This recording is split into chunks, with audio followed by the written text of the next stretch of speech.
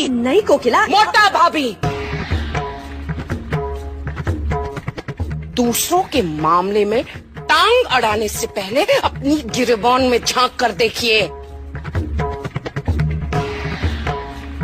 দাদা আর এক কাপ চা চেয়ে গেছে, এটা দাদাকে দিয়ে এসো। আর হ্যাঁ, গ্যাস ফুরিয়ে গেছে, আজ উনুনেই রান্না করতে হবে। দাদাকে চাটা দিয়ে কয়লাটা ভেঙে দিও। আমি কয়লা ভাঙবো? আমি কয়লা ভাঙতে জানি না।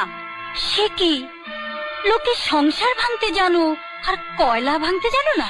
কি এত বড় কথা! चुटकी मार, चुटकी मार, चुटकी मार।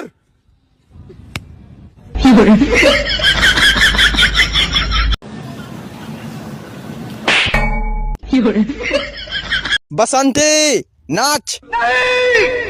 बसंती इन कुत्तों के सामने मत नाचना। लेकिन हम तो सुअर हैं, हमारे सामने तो नाचेगी।